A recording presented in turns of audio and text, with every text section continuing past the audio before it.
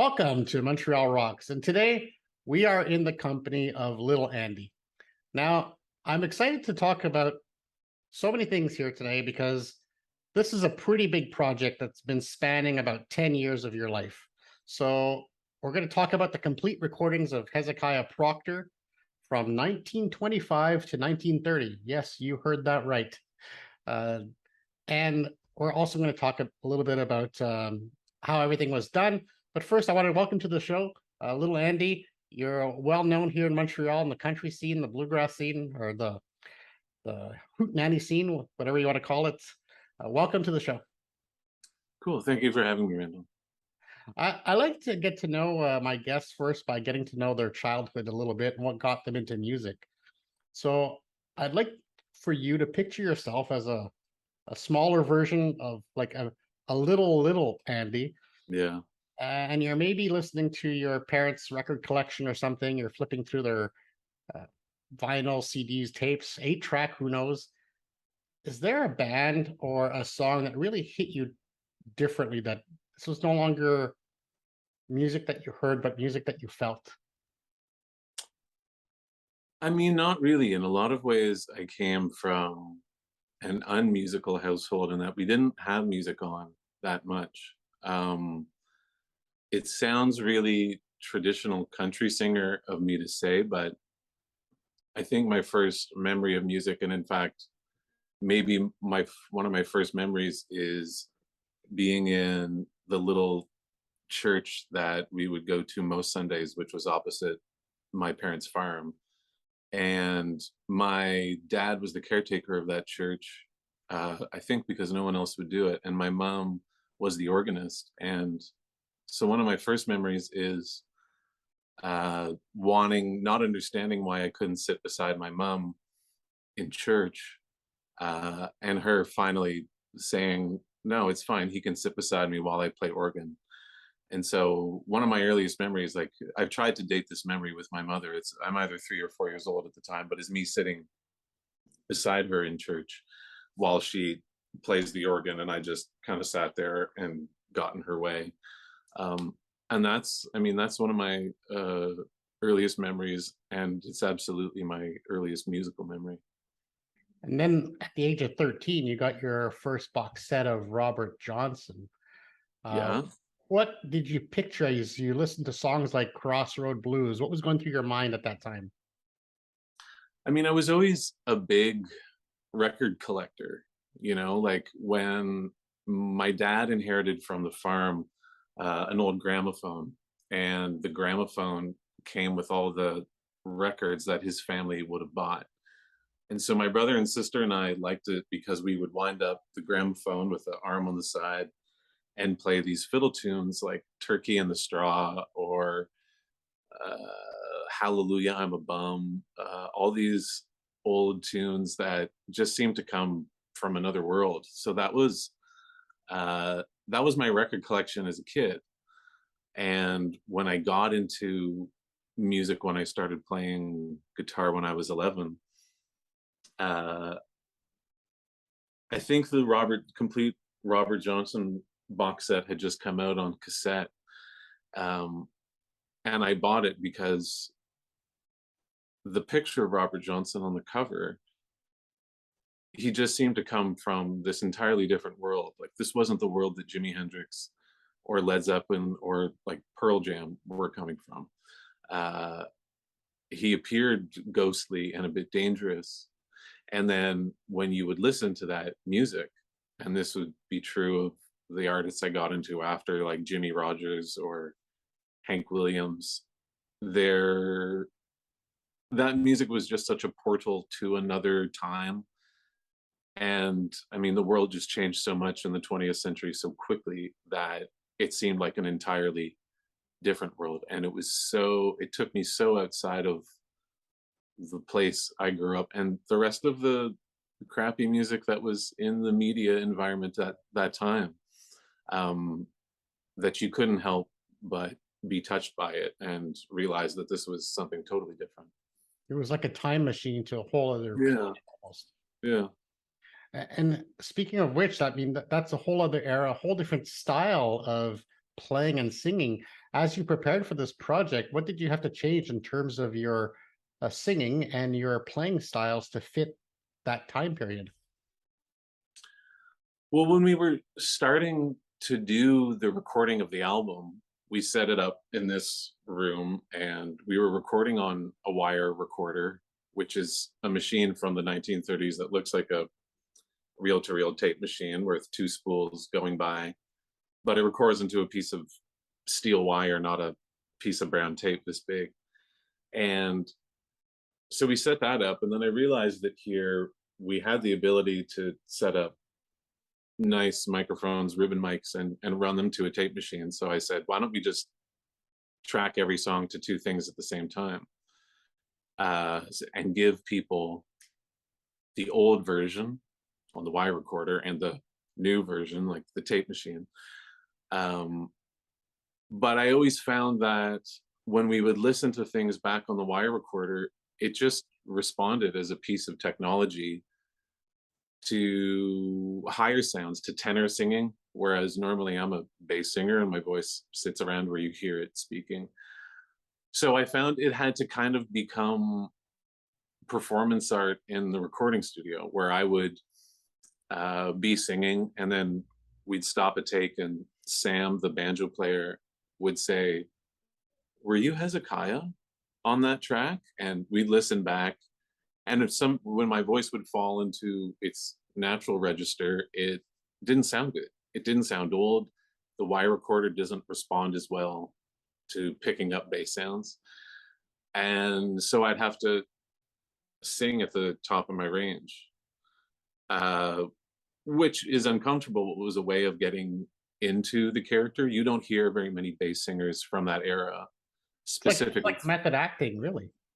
Well, yeah, and it was a strange thing to undergo with friends in a studio where we were all playing other characters and trying to get that going. And we also realized that a lot of the guitar licks or like fiddle styles or banjo licks, if we were doing them and it sounded too much like 1950s bluegrass, it was anachronistic. So I would have to hold back, say, on doing like a really fast run on the bass strings of the guitar, because that was simply not done in country music in the 20s. So I had to unlearn a lot of the guitar playing that I learned in the past 10 or 20 years. And so did the other guys in the band. And I guess even this wire recorder, there was a connection to the church you maybe talked about. I mean, it would be a different church, but you were taping over Latin sermons, if I'm not mistaken. Well, yeah, I tried for years to find ways to record on old technology. And so there's a community, well, community is Traveled, perhaps. you went, you went to the Smithsonian. You really put a lot of effort into finding that. Well, but yeah, I tried, but I realized that a lot of that is a lost art. People can still preserve and record transcriptions of old 78s, and remaster them and make them sound great. But doing it anew is really a process that hasn't existed since the 40s.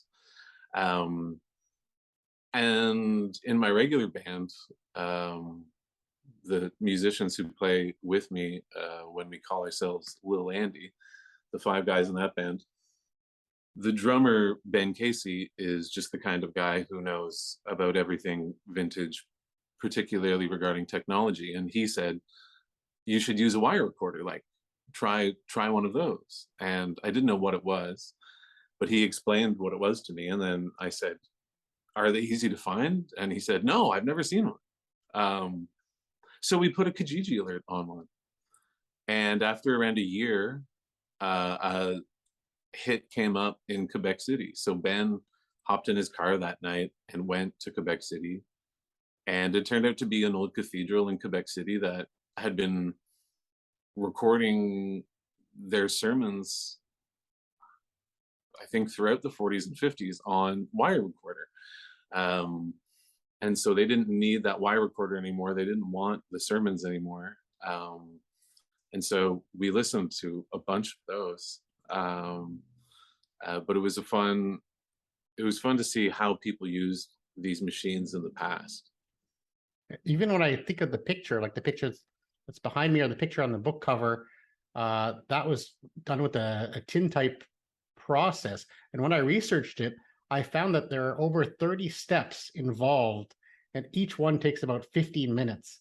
Yeah. I could just imagine how much painstaking work it was just to get one picture. I mean, yeah, none of that is I can't take credit for any of that. When we were on tour in the Yukon, just before the pandemic, I met this extraordinary visual artist and tintype photographer named Paul Elter. And he had been doing tintype photos for years. And so I thought it would be a great fit for the cover of this project, like with the particular black and silver tones that you get from a tintype. And so when we got to his place and got in front of the backdrop that he painted, and got all in costume, he said, like, if we're going at a good pace, we can get 4, maybe 5 exposures a day. And I was like, oh God, okay. So I mean, we got it, but I think that one that's on the record cover is number 4, and it's probably at 5 p.m. or something. It's insane. They obviously had more time. They weren't stuck on Instagram back then. Yeah. So if Hezekiah was visiting Montreal today, apart from one of my, I'm not a country guy at all, but I love Hillbilly Monday at the Wheel Club. I don't know why. Yeah. It takes me back in time. I love it. And I do enjoy some of the old style country, like Hank Williams and things like that. Well, apart from that place, where would you take him if he was visiting Montreal today? Oh, I mean, I would take him to Barfly, to Bluegrass Nights at Barfly, which have been going for 20 years, I think, at Barfly. That's where I learned how to perform in public and sing into a microphone and drink beer. I was a kid when I went there. I'd also take them to the old time Phil jams at Grumpy's on Thursday, because those are the places that have been the pillars of the community for a long time. And there's so many musicians that have learned how to play there. And in one way, it's like every band member, everyone I've ever asked to join my band, I've probably met or seen play the first time at Barfly. I also think you have a soft spot for Casa de Popolo. Yeah, I mean, absolutely. That's like, we're really lucky in Montreal that there are people and venues, and I mean, Casa is definitely the place that has put Montreal on the map, and particularly a lot of experimental music. Because this project, although it's old time, it is also experimental music and it's experimental recording. We're lucky to have those places, which I know don't make money hand over fist. And most of the great places and institutions of artistic life are someone's labor of love. Just like making the music itself is someone's labor of love, as well. Just like spending a whole day to take 4 pictures. Labor of love. Just like Montreal Montreal Rock. You will not see an ad on Montreal Rocks. Why? Because it's a labor of love.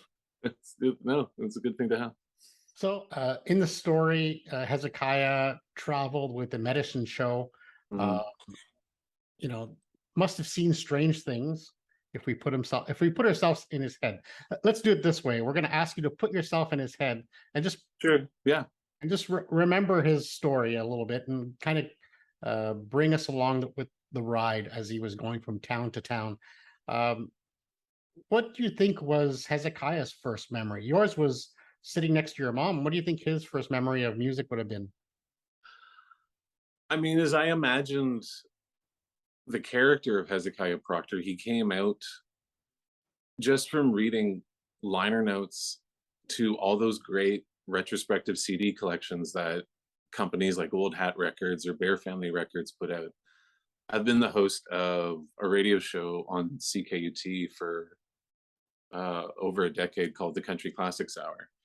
And one of the things that happened to me when I started hosting that show was that I always wanted to refresh my memory and have anecdotes to tell in between songs um, during the speaking portions of the radio show. So I always found that I could pour over absolutely any poorly written music biography or CD liner note thing, and my brain just retains that information, whereas it discards much more useful information.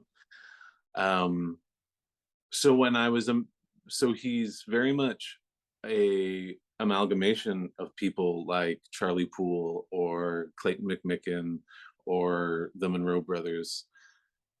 And so his first memory would probably have been a lot of the rural poverty that he grew up in. I mean, there is a tendency in what we can call the alt country movement um, to really romanticize that poverty and say that early country music was not commercial. Whereas in fact, the people who started that music didn't have the luxury of saying this is an artistic decision and this is a commercial decision. It was survival, right? In almost all cases, it was survival, and they were doing an absolutely crazy thing, which is forsaking a job in agriculture or in a mine or in a factory and trying to make a living doing music. So when an opportunity came along to be rich, they didn't ask themselves, am I selling out or not? In most cases, they did it. And so Hezekiah's life, as I imagine it in the novel that comes with the album, is very much like that. He grows up in a community that gets picked up in the gem mining boom that happened in North Carolina in the beginning of the 20th century. And his father makes poor financial decisions and loses all the family's money. And that's how he gets a big chip on his shoulder and also kind of becomes an inchoate Marxist at the same time, in seeing that the kind of people he comes from are really exploited. And of course, in the story, he joins a traveling group, Yeah. medicine show. He would have had to do all kinds of crazy things. Do you think he ever drank his own snake oil? But well, I mean, Hezekiah doesn't. Does he make snake oil in the book? He doesn't make snake oil as much as Dr. Kerr, the guy who runs the show. There's so much in the novel that is from historical fact and so much of it that I made up. And I think when you're writing a novel at this point in history, you have to take into account that people can fact check pretty much any part of your book at their fingertips because we all live with a small computer beside us most of the time. And I wanted to see how much people would fact check me. So while the character of Hezekiah Procter is totally fictional, Dr. William Kerr was absolutely a medicine show promoter and impresario from Spartanburg, South Carolina, who was really active in the beginning of the 20th century. And he made up a totally fraudulent claim that he had received like a Native American herbal remedy from the Kickapoo Native tribes of Oklahoma, when it was really just something he made up in his bathtub. And he said it had enough. What is his quote? He said it had enough laxative in it to give people a good bowel movement and enough rubbing alcohol in it to make them feel like they were having a good time. And I mean, that Sounds was like a big part of rural entertainment. Sounds like a modern Mexican night. Totally. And one thing that's interesting about that period is that if Hezekiah was on stage, and you do this as well during your live show as you play him and you're in character, it's not just about the music, it's also about, there's almost how humor is also integral to your act. and the talk between the songs. Yeah, I mean, that was something that came later. Um, we were acting as Hezekiah and the other characters in his book as we recorded, but when I made the record, I really wasn't thinking at all if I would ever perform it. I wasn't sure if I would make a vinyl box set out of it like I did, or if it would just be a digital only release. It was really a a weird recording experiment that I thought had absolutely no commercial potential. But that never really bothers me when I'm making something. And then when it became time to put the live show together, I realized there was really no other way. I had to be him. I couldn't do these songs, sing in his style, play in his style, and then default to just being my 21st century self during the stage banter. So I realized that I had to grip people with who he was and his character and mimic, without being hokey or cheesy, the kind of entertainment that would exist in vaudeville or exist in medicine shows. In the early days of country music, you were expected to kind of be a comedian at the same time because people wanted to come out and see a show. Um, they didn't necessarily want to view a show the way that we view a show now, where sometimes we might be talking or texting and it's I kind of mean, wallpaper music. Uh, People would really want to have entertainment in front of them. the variety So shows kind of fed into that, yeah, of having exactly. a different types of acts all at one and make it like a Yeah, event, not just a concert, for example. yeah. Um, so that became another part of doing it, and it was really helped by the band that I kind of adopted for this project. Normally, my regular band when I perform as Lil Andy is a modern country band where it's the focus is pedal steel and fiddle and drums and bass.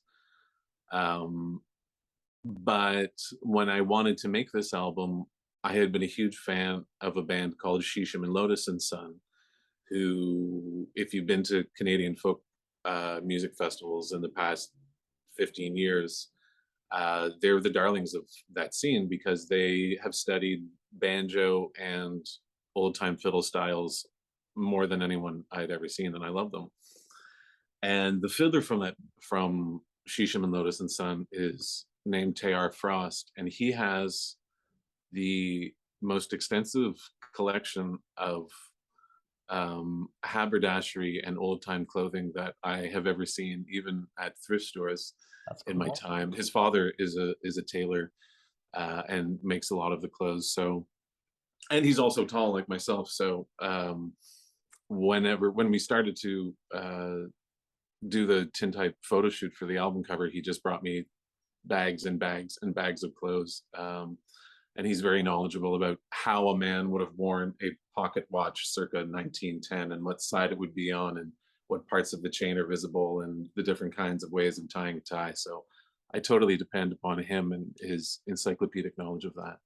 It's kind of funny speaking about, the way things are supposed to be. When I first saw the picture, I go, "Oh, wait a minute, Hezekiah is left-handed," but left-handed guitar Yeah, didn't exist till yeah. 20 years later. But then I realized, oh, the tintype process reverses the picture, so that all made sense afterwards. But there's a lot to think about to make this come alive in a way that's authentic, and I appreciate the attention to detail that you have. That's what makes this project so interesting. I want to maybe go to a couple little just fun little questions to kind of end us off. One thing is I'd be curious to see what kind of merch uh, Hezekiah would have. I don't know if your mom is still making little socks, cell phone cozies. My mother did. My mother is amazing at knitting everything, and if she had a table at a craft fair, she would clean up at a hipster craft fair because yeah, I forget how that came about. My mom made these phone covers that looked like winter socks with the Dure wool sock with a white stripe, red stripe, and a gray bottom. Classic. But I know, but then I think those most fit iPhone 6 the best, and now we're on to like, I don't know, 13 or a million. So I'll have to get her to do some more. But I mean, I would love to have fake remedies to sell at the merch table, but I'm keeping it so far with the box set and the novel, because I think that the Canadian Food Inspection Agency might get at me if I was actually selling tonics and elixirs. Your I always like to also find out what your first Instagram post is. So your first Instagram was Gavin's in Quyon, Ontario. Picture of Really? us, like, yeah. So what's the story there?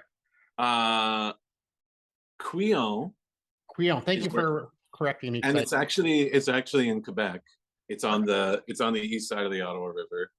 Um, that's where my grandmother was born, in Quillon, Quebec. And You said something about this is where things get real here. Something like yeah, Gavin's is an old country bar on the main street of Quillon, which has a hilarious Irish theme to it. Um, I'm trying to remember this Instagram post. I've always loved places like that seem to exist outside of history and seem to have weathered the onslaught of progress. The Wheel Club I was just gonna is think, one of those places in Montreal. But there's also a lot of old time diners. Chalet Barbecue and NDG is kind of like that as well. I love But yeah, Gavin's is a great little bar out there that's right near the ferry that you can take across to the Ottawa River. I've never played there, but I would love to play in such an authentic country bar. And lastly, what do you think is the snake oil of 2022? What are people buying into that is really just fake?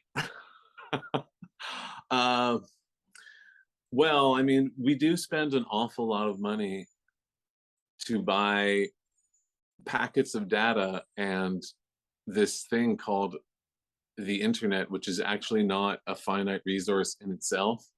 And there are some of the richest people in the world have profited from the fact that we've started to think of the internet juice that runs into our homes in the same way as the physical natural gas that runs in, or the water, when it's really nothing. It's not even a cloud. It's not there. It's a chimera. And I would call that the snake oil of the past 20 or 30 years. And some of it, if not most of it, might give you some bowel movements as well. Anyway, Lil Andy, love the project. I think that your passion just bleeds through this. The fact that you painstakingly went through the process of recording it on a wire recorder, making the pictures authentic, getting it to character when you perform, makes this a project really worthy of attention. And I'm so happy that were able to bottle up that passion over 10 years and finally bring it out. And we can't wait to see it live. Are you going to be I know you did a tour back in April. Is this something that's going to continue, or? Yeah, I know we're keeping going. We're doing some festivals this summer and booking a bunch of stuff in the fall now. So you'll see it again. So keep us in the loop. We will definitely promote it. And we invite everyone to go check out the project. You'll see it in the show notes and the article. And thank you so much, Little Andy, for joining us today. Thank you for having me, Randall. It's really nice to have you pay attention to the project. I appreciate it.